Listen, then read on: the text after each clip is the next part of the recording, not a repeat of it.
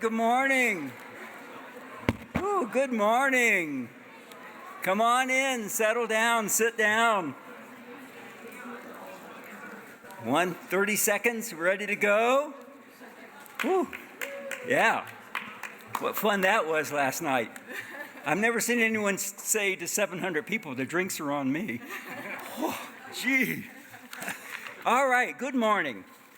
I'm Bill Travis, a professor in geography here at University of Colorado, and I'm happy to introduce this first session of the three that we'll have today on the hazard assessments, 1, 2, and 3, which is just ongoing. And Lori will tell you more about how you can participate, both in especially the sessions after lunch. We'll do a little bit of looking back at the previous two assessments, and then especially in the concurrent sessions, go over the drafts that are starting to show up at the structure of the third assessment. We're all looking forward to that. I think that all the assessments meet Lori's theme for this meeting of charting a course for the next 50 years of hazards and disaster research. Let's take a little look back. The first assessment had 90 workshop participants, 149 subsequent conference participants, and 90 other contributors, all in the volume. I think it's worth noting that there was a staff of 32. Many of them were doctoral students who wrote dissertations or monographs that then fed into the assessment. So the meat of the assessment was done especially by a group of doctoral students and other professionals that were part of the first assessment. 15 monographs, as a matter of fact, on economics, land use, and all the hazards. I especially appreciated this was one of Gilbert's legacies, right? Because these students then went on to be leaders in the field of hazards. I was lucky to be taught by two of them, Jay Baker at Florida State, and Dick Warwick was on my PhD committee at Clark University. So I ended up being a drought researcher because he wrote the drought monograph. And I think it's also worth noting that it's the process as much as the product. And taking part of the process builds the community. So it's really great to be moving and thinking onto the third assessment. The second assessment, by the way, with Dennis's inimitable and alliterative title, Disasters by Design, had 139 authors listed. Some here today, Walt Peacock, Kathleen Tierney, Rob Oshansky, Mike Lindell, Susan Cutter, and it also kind of signaled by that title that, wow, we were designing a society that seemed to be increasing its vulnerability to hazards and reminded us that the path we were on might not be the one we needed to be on. Assessments I mentioned are community efforts, and we all get to be part of that community. It's really exciting. Let's see, I'm going to make sure I get the order right. Mike Lindell, and I'll introduce the panel so we can get moving. Is emeritus professor at Texas A&M and with a 50-year stake in the field and the dean of evacuation studies. His seminal work is on my students' doctoral reading list, as you might imagine.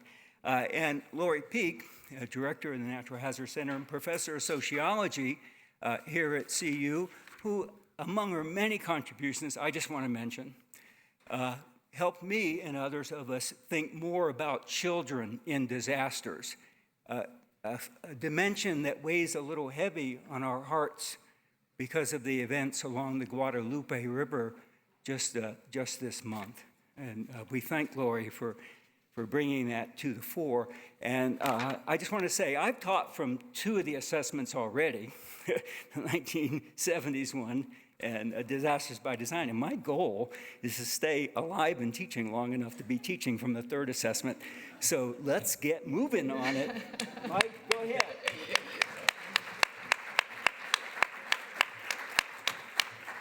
I want to thank you for calling me a dean, but that's the only way I want to be a dean is of evacuation studies, not any other way. Okay, Lori asked me to do two things today. The first one is to explain how I wound up on the first assessment. And when Gilbert got the funding for the project, he advertised for somebody to do computer programming and data analysis. My buddy Brian Knowles and I said, oh, you know, we were going into our 4th year in graduate school, and the option for us was to be a research assistant, and splitting the salary for a computer programmer was pretty enticing. So we told Gilbert that we could split the job. Brian would do the data analysis, I would do the computer programming. I'd taken some computer science classes. I'd also done a number of computing projects in some of my psychology classes. So, you know, we thought we were a good combination. Gilbert turned us down. He said, having 2 people share a job is just going to be inefficient. I'm not going to get a full-time person's worth of work out of it. So he kept on interviewing people, one computer programmer after another, that said, I can do the computer programming, but you know, I don't know the data analysis. So, you know, one rejection after another. That went on for 6 weeks, and he finally gave up and hired us. Okay, the irony in that was that he was convinced that he was only going to get about 3/4 time between the 2 of us, and he actually got 3/4 time from each of us.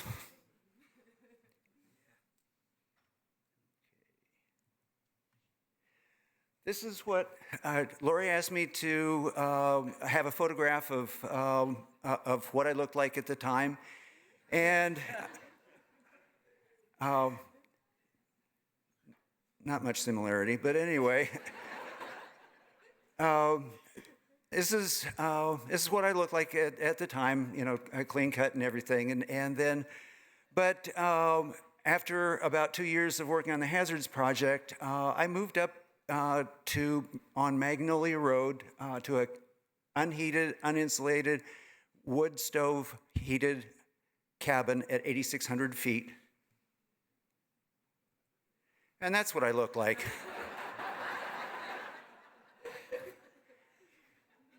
That's a buckskin shirt.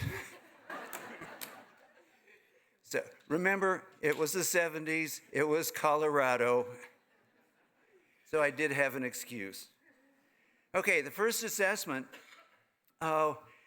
was really, as I described to a few people, it was the Gilbert White show. Gilbert ran a tight ship. It was a few faculty from CU, about a dozen graduate students, and there were some other faculty from other universities that were involved in the project, but peripherally. The process was to assign graduate students to author reports on 17 different topics, some of them on hazards, some of them on hazard management topics. We had staff meetings weekly during the academic year, and bi-weekly, or twice a week during the summer. And Gilbert would go around the room in every meeting, and it was sort of like a weekly doctoral defense. It was, he would make assignments. He would, and once you got an assignment, he would check back every week. See, how are you doing? What needs to be changed? Are you experiencing any impediments? What can be done to help? What do you need to make progress?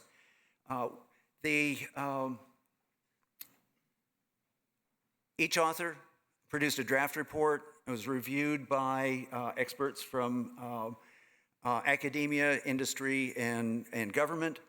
And then after that, after the review, in some cases there were workshops where the experts were brought in for 1 or 2 days for a discussion of that topic. Like the first one of those workshops was on floods, and it was 2 days discussion. There were 6 monographs from that first assessment. 7 of the 8 authors were CU faculty or students. 482 citations, 11 monographs on specific hazards, 13 of 15 authors were CU faculty or students, 291 citations. The summary report, which was briefly mentioned here, White and Haas, Assessment of Research on Natural Hazards. Both authors were CU faculty, and it had 867 citations. By today's standards, that's pretty anemic. Okay, that's not what was important about the first assessment. Okay, what was important was that it generated some policy change. Gilbert White had been pushing for 4 decades to get the federal government to stop emphasizing community protection works, dams and levees, put more emphasis on land use practices, building construction practices, and insurance. And the Galloway Report in 1992, after the Midwest floods, it finally endorsed that.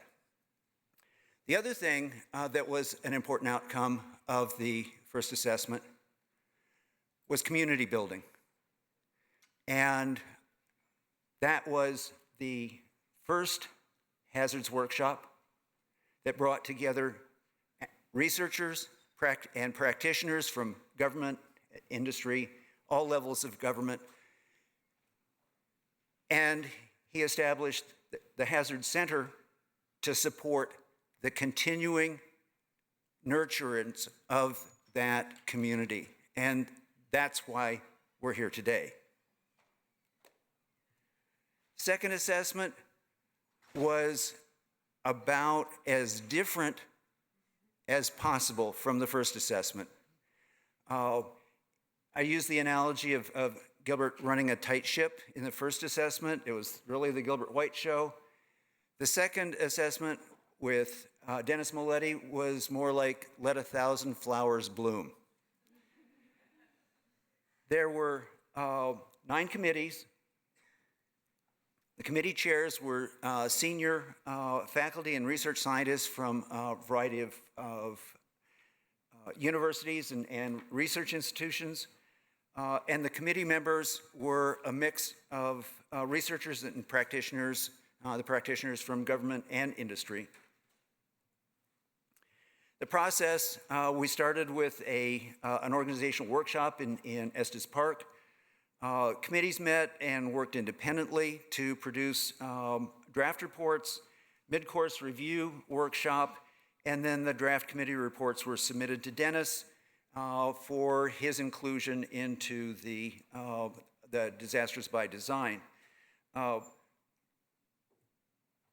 committee products were 2 authored books, 3 edited books, 1 journal special issue, and 3 review articles. Those are the committee reports. And only 2 of the 51 authors were CU faculty or staff. And there were almost 10,000 citations.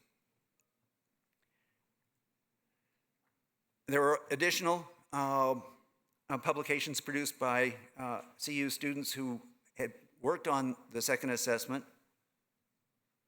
naming no names. Okay, and one way of looking at the outcome of the first and second assessment is a model that Carla Prater and I published. We've made some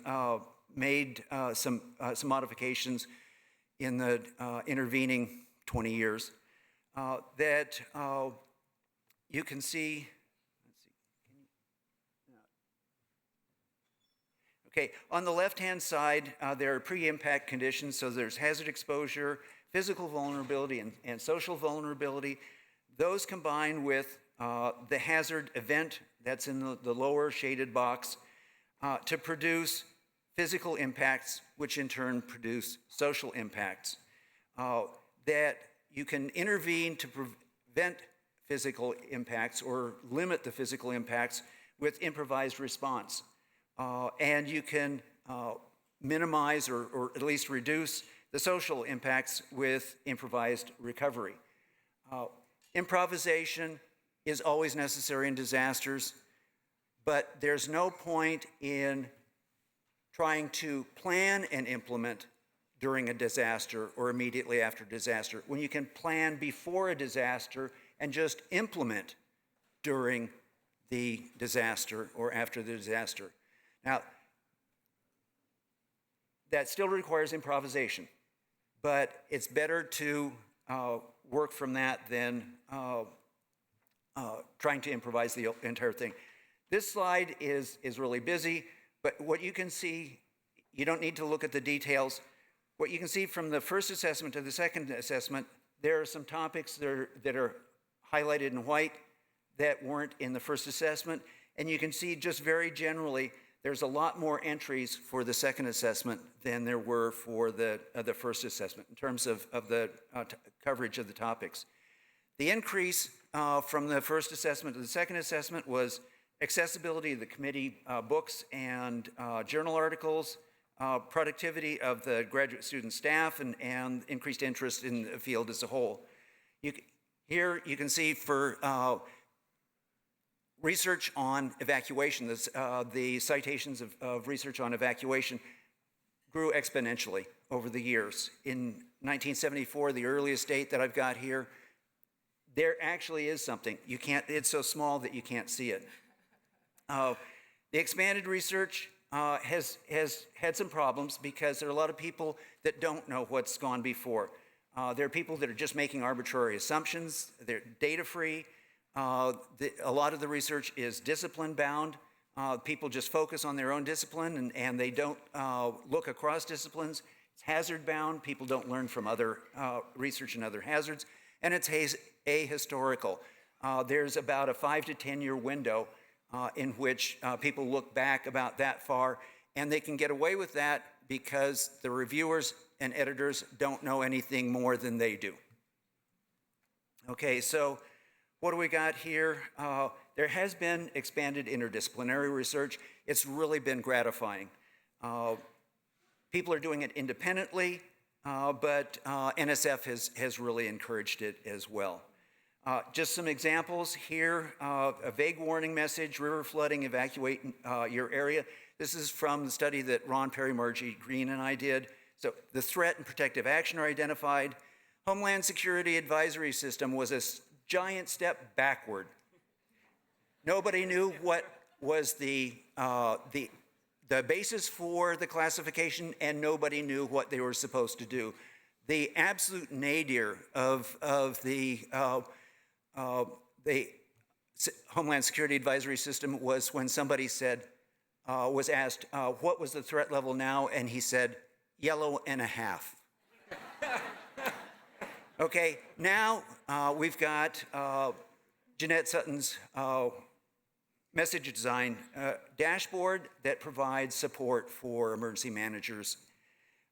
Progress in evacuation decisions. Dennis Milletti was funded on the first assessment to do a study of the evacuation in Rapid City from a flood. And we've gotten to the point where we've got so many studies, we can do statistical meta-analyses to show what are the patterns.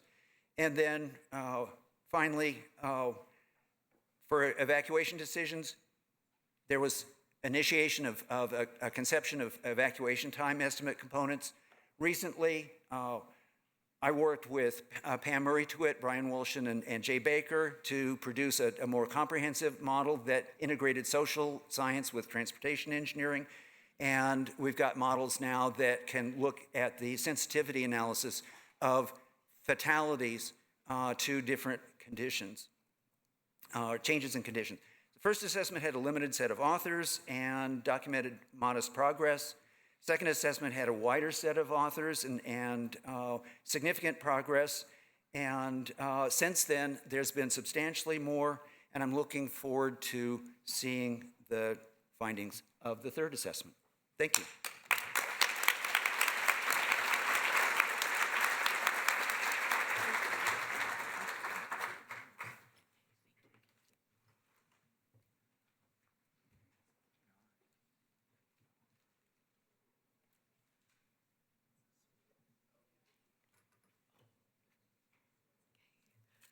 Good morning, everyone.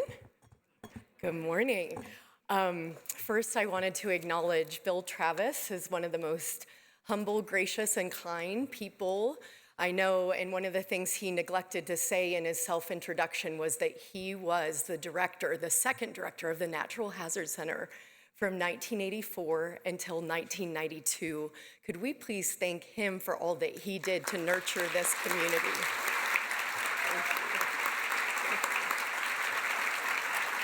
Thank you. Second, in Robert Henshaw's biography of Gilbert White, one of the things that Robert wrote was this: Gilbert has said that his students' contributions would prove to be his greatest legacy, and it is difficult to argue with that assessment. Mike Lindell, you are part of Gilbert White's greatest legacy, and please join me in thanking him.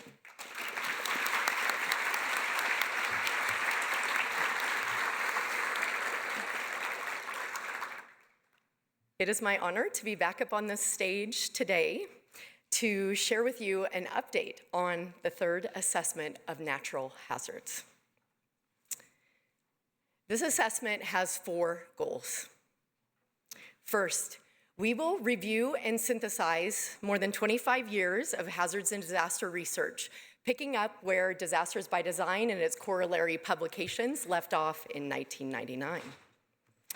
We will answer fundamental questions that remain in order to advance this field, including questions such as how long does recovery actually take, and what factors may motivate communities, individuals, and families to adopt protective actions. Third, we will make recommendations, but also importantly, promote action to reduce vulnerability, social as well as physical, and ultimately the impacts of disasters. And fourth, as you heard from Mike, it was implicit in the first and second assessment that these assessments were actually about the community at their heart, building, sustaining, and nurturing this community. We will work to do that explicitly throughout the course of this assessment. So I want to share with you 3 key progress updates that we have made over the past year. Last year at this workshop, a year to the date, on Monday evening, July 15th, 2024, I had the opportunity to give a briefing to this community on the launch of the third assessment. And so I want to now share with you 3 things that have happened over the past year as we continue to progress steadily forward, even as the world around us continues to shake. First progress update is related to those briefings and things that we have learned from the community thanks to your generosity and intellectual vitality. So again, a briefing was delivered on July 15th, 2024, followed by an online briefing in November of 2024, which was intended to democratize access to this information because we realized that not everybody can be in person at this meeting. And that was followed by another June 2025 briefing to the Science for Disaster Reduction Interagency Coordination Group, and that gave us an opportunity to share with many of the core federal agencies that are involved in disaster mitigation, preparedness, response, and recovery. As a result of those briefings, we have received over 300 written as well as online comments that we have been integrating all throughout as we've continued to update and progress with the assessment. Second key update that we wanted to share with all of you is related to the literature review that will undergird the third assessment of natural hazards. And I wanted to acknowledge the literature review team at the Natural Hazard Center, made up of a group of talented research associates as well as graduate students, including Mary, Jessica, Zoe, Kate, and Carson. If you want to ask them what they've been doing with their last 7 months of their lives, find them at the barbecue. So what we've been doing, we meet bi-weekly as a literature review team, and we've worked to establish clear objectives for this literature review, which is a monumental undertaking given the dramatic growth of scholarship in this field and its variable nature, as Mike emphasized. We've also been working on clear inclusion and exclusion criteria for every chapter and have established a replicable search and deduplication methodology that we will be publishing, because one of our commitments with this third assessment is to document every step, to be absolutely transparent, and to ensure that 25 years do not pass until the fourth assessment. And so we want to lay the groundwork for that.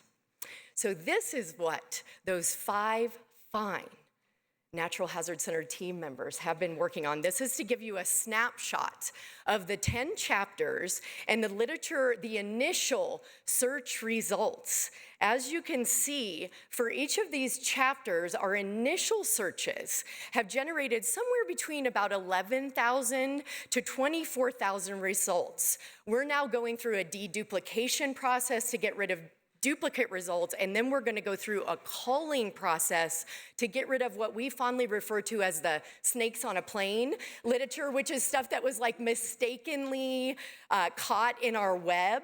And so we think this is going to further reduce the literature even further as we go through that culling process, but I wanted to acknowledge this. One of the lead authors, who will not be named, he's one of the most unflappable characters amongst us. Tricia knows him well. During the lead author meeting, he later admitted that when he saw these numbers, he thought to himself, there's no way we're ever going to be able to do this because I'm not reading 12,000 things. But throughout the course of our lead author meeting, we started to work through how are we going to look for the best, the most rigorous, the most impactful literature, and that's what we're ultimately going to review, because none of us can read 12,000 things and deliver on our promise of completing this third assessment in a timely manner. Third update that I want to share with you is related to the lead authors and the evolution of the organization of the third assessment.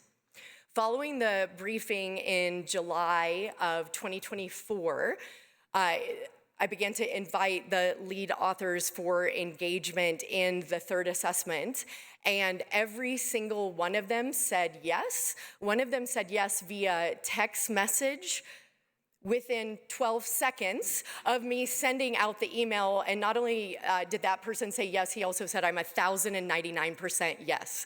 And I want to make clear, none of these people accepted that invitation because they think that fame or fortune is going to befall them. Although please buy the book when it comes out. They said yes because they recognize that this community needs this right now, this anchor, and we need to come together around this. So with all gratitude to those lead authors, by November of 2025, we will have issued invitations to approximately 65 additional co-authors who are going to join each of the chapters that I'm now going to review with you in brief. Before I do that, however, I wanted to state that one of the things that has came out of your feedback and meeting with the steering committee and the lead authors is that we now have an organizational structure for the third assessment. So we have 10 chapters, as has been shared throughout the briefings, but now it is clear that the third assessment is going to be presented in 3 parts. Part 1 will focus on natural hazards and the human toll of disasters. Part 2 will focus on what works, and Part 3 will focus on the future of the field. And so I'll begin with Part 1, natural hazards and the human toll of disasters. And I'm going to go through each of these chapters. I'm going to identify who will be serving as the lead authors and also give a 1 to 2 sentence overview of what that chapter will consist of. So Chapter 1, Natural Hazards in the United States, will be co-led by Melanie Gall and Amel Ganapati. And this chapter is going to review natural hazards that affect people and property in the United States and the state of knowledge concerning compound, cascading, co-occurring, and complex disasters. Chapter 2 will be led by Christopher Emmerich and Rachel Davidson. And this chapter will describe and summarize data that characterize the human toll of disaster, quantitative as well as qualitative data, with a specific focus on traditional measures of deaths, damages, dollars lost, and downtime. Chapter 3 will expand our lens of vision by looking at the enduring consequences of disaster. So this chapter will take a life course perspective to characterize the enduring consequences of disaster that we all know get under people's skins and may move to the community level. And it will also spotlight the cascading disruptions that often ensue. And that chapter will be led by Monica Schock-Spana and Fernando Rivera. Chapter 4 will be led by Eric Tate and Shide Dashti.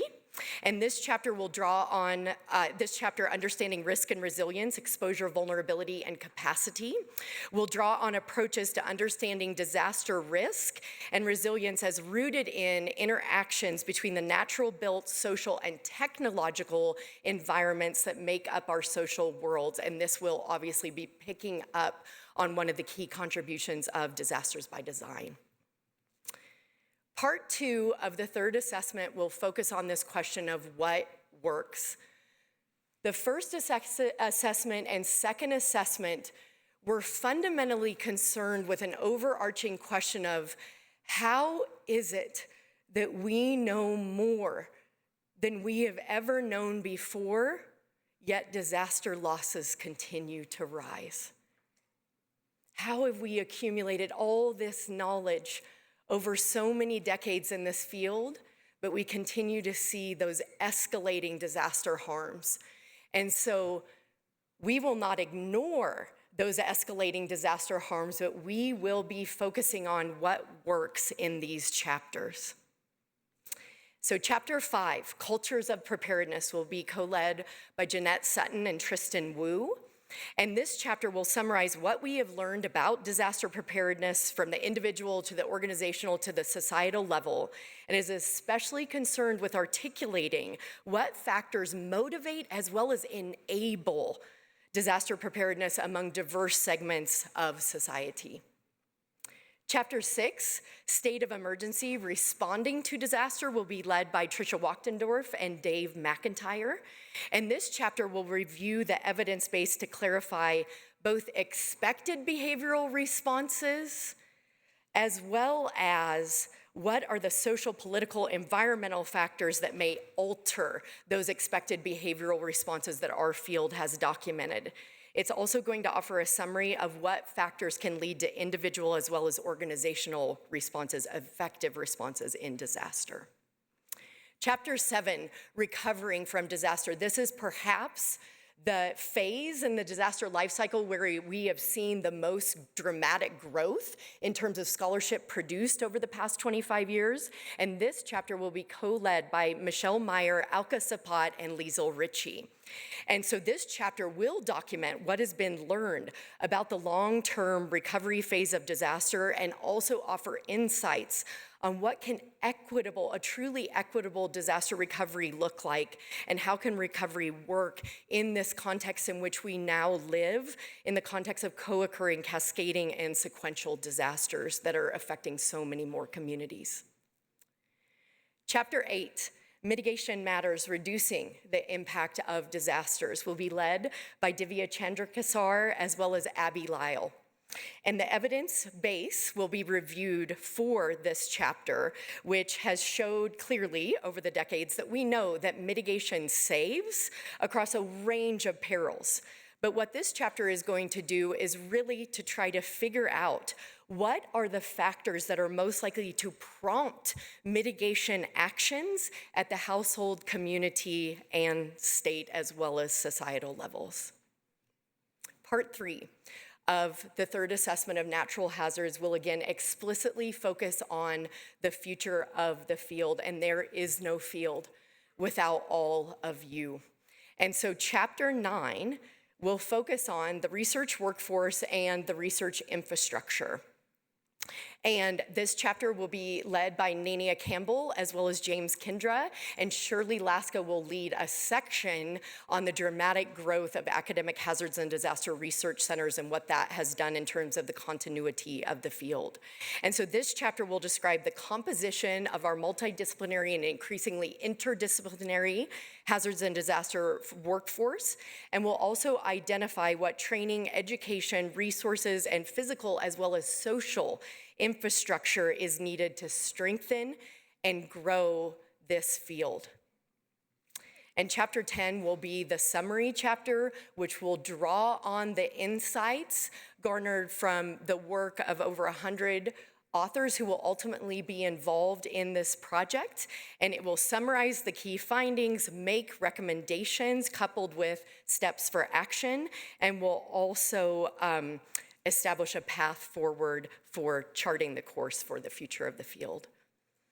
I am so pleased to share with you all that we have a home for the third assessment through the University of Pennsylvania Press. Through their critical studies in risk and disaster field, we did not have a home for this third assessment last year. And so this series is led by Scott Knowles, Jacob Reams, and Kim Fortune, who are the editors for the series and are 100% behind doing everything they can to help uplift and advance this assessment.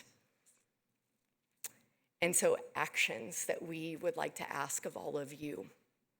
First, in the Whova app that we are using for the first time at this year's meeting, there are some questions in that app that we would like to ask. If you have any comments, suggestions, feedback, critical or otherwise, please share it with us because we want to hear from you as this continues to evolve. Second, we have an updates page that you can sign up for future updates on the third assessment so we can keep you posted and figure out ways to continue to involve the community through authorship, possibilities for reviewing and championing the assessment. And finally, this afternoon, if you are interested in finding out more about getting involved, contributing your ideas, sharing information, there will be 2 concurrent sessions that will give you a much deeper dive on these chapters that will be led by the chapter leads. In closing, I want to acknowledge the 8-member steering committee, which just like the chapter leads, is made up of people from a variety of disciplines that contribute to this field, and they have been absolutely instrumental from day one in guiding this third assessment, and I thank them for it, and I thank Mike Lindell for making the recommendation to establish a steering committee to keep this moving forward. I also want to thank the Federal Emergency Management Agency, the U.S. Geological Survey, and the National Science Foundation for the initial funding support that allowed us to launch this project. And finally, thank you to all of you for the work you do. Thank you for your time, attention, and care, and thank you for listening. And with that, we are going to move off the stage and welcome the next plenary up here. Thank you, everyone, so much. Thank you.